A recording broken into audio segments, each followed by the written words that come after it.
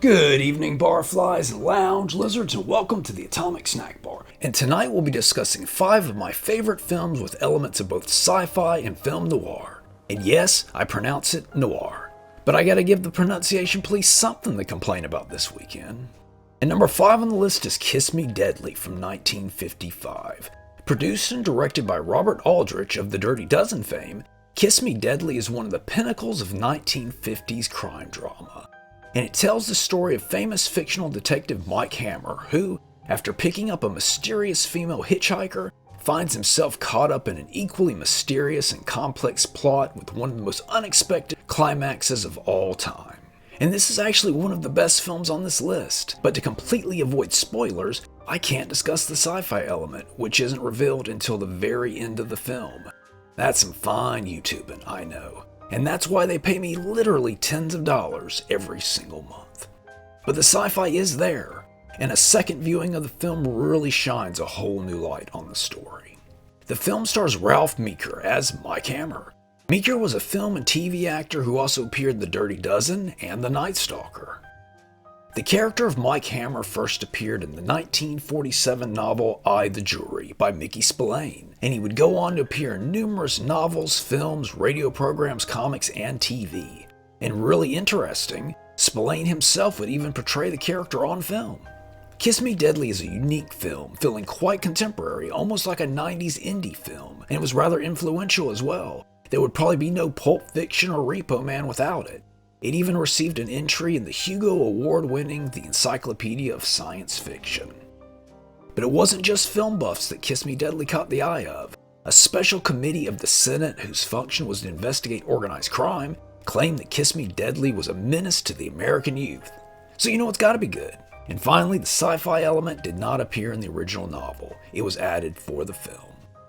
And number 4 on the list is Looker from 1981, written and directed by Michael Crichton. It's a banana. Yep, that's the one. Who was also responsible for Westworld, Runaway, and A Little Book About Dinosaurs. Looker is a sci-fi thriller and an underrated gem. And it tells the story of a plastic surgeon who gets caught up in a big old conspiracy when 4 of his patients end up dead under mysterious circumstances. And it all leads to a clandestine company using highly advanced computer tech for less than noble sci-fi thriller-esque reasons. The plot, setup, and vibe of this one reminds me a great deal of Halloween 3, just without the supernatural elements. The film stars Albert Finney as our bad day having plastic surgeon. Unlike many films in the genre, this isn't your morally ambiguous lead. There's no Fred McMurray action here. Dr. Roberts is a pretty decent fellow. But Finney was also in Scrooge, Murder on the Orient Express, and Wolfen. Then we have Susan Day as a model and the next potential victim of our sinister company Digital Matrix. Day is probably most famous for The Partridge Family, but I know her best from LA Law, a show I avidly watched as a kid for some reason.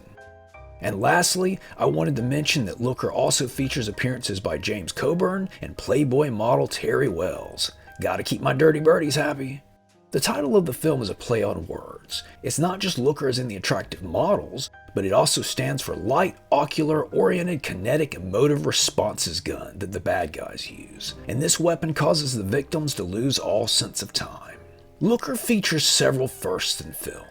It was the first film to create a 3-dimensional solid model of the human body, as well as the first to create 3D shading with a computer.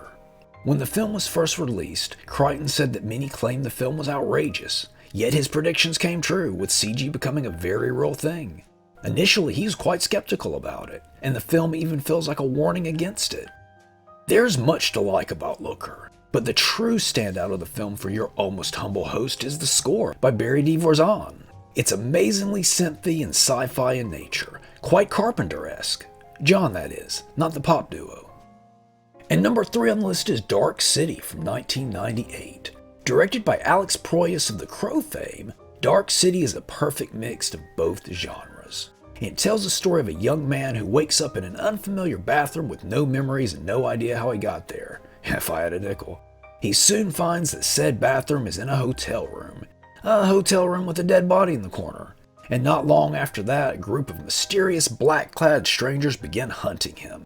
And I'm gonna leave it at that. This is a film that just has to be seen, and is easily one of the most underrated sci-fi films of all time.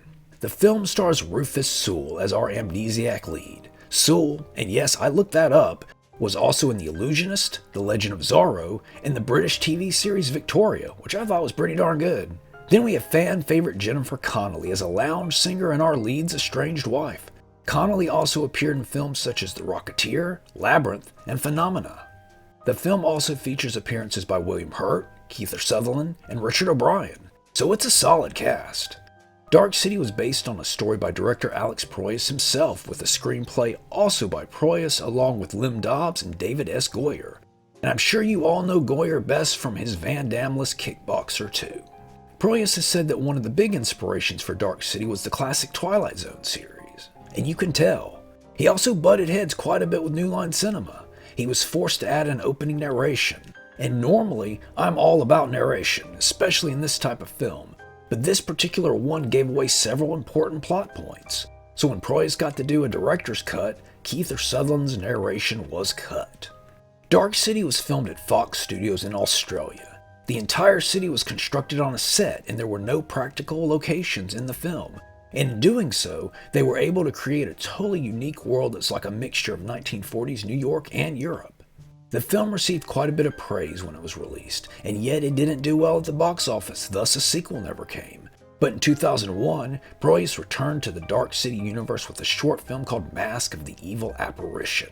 There has also been talk of a Dark City TV series. We were playing electronic detective, that computerized whodunit game.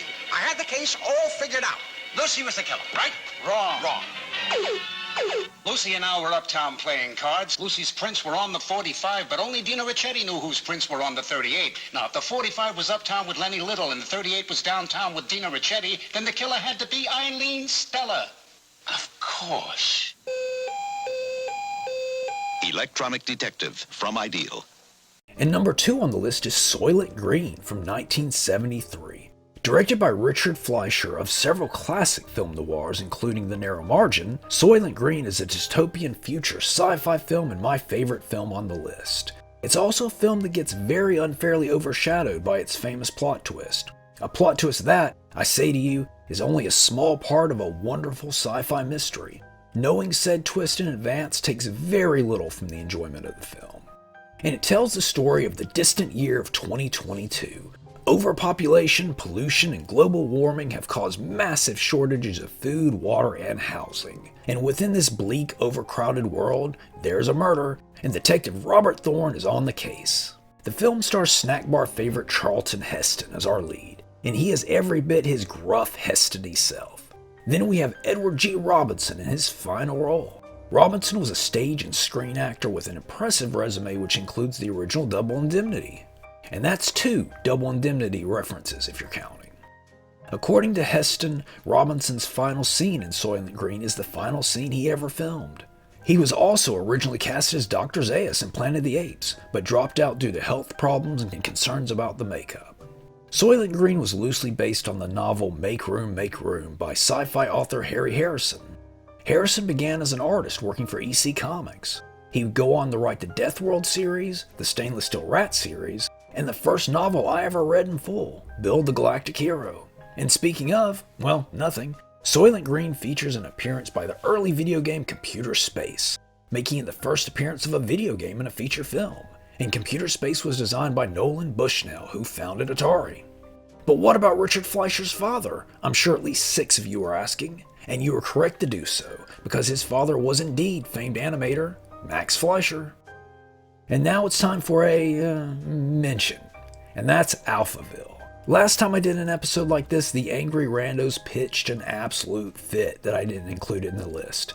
But I only discuss films I enjoy on the channel. It's all just a subjective mess, but Alphaville was very not for me. And number 1 on the list is Blade Runner from 1982. Directed by Ridley Scott, Blade Runner is the quintessential film in the genre and the one most associated with sci-fi noir in both vibe and aesthetic. Truly an important film in the world of sci-fi. And I'm sure nearly everyone watching this episode has seen it. So rather than discuss the story or the fantastic cast, I'm just going to jump straight in the trivia. Blade Runner was based on the novel Do Androids Dream of Electric Sheep by Philip K. Dick. There are quite a few differences though, with the book putting a much greater emphasis on animals, thus the title. And speaking of titles, the term Blade Runner isn't even used in the book. It comes from a completely different novel by Alan Norse called The Blade Runner. William S. Burroughs had written a film treatment for The Blade Runner, and Ridley Scott liked the title and obtained the rights to use it. There's also no ambiguity as to whether Deckard is human or not. Plus, he has a wife. Philip K. Dick passed away before the release of the film, so we never saw a completed version. But he was quite pleased with what he did see. He said, and I quote, "I saw a segment of Douglas Trumbull's special effects for Blade Runner on the KNBC TV news. I recognized it immediately. It was my own interior world. They caught it perfectly." Star Harrison Ford, though, wasn't overly fond of the movie, with him not seeing eye to eye with Ridley Scott. He was also very against the film's narration, but I gotta say, I actually prefer the film with the narration. I know, I hear the angry typing of angry randos right now, but hey, I dig it. Ford was not the original choice for Deckard. Screenwriter Hampton Fancher envisioned Robert Mitchum in the lead, but all kinds of interesting people were considered, including Clint Eastwood, Sean Connery, and Burt Reynolds. Now that would have been awesome. Probably would have been a much shorter movie though. Burt would have taken out the replicants in like 20 minutes. And that's all the time we have for this weekend. So Burt, what do you think of my hat? That's fair. Please like, comment, subscribe, watch the skies, and stay atomic.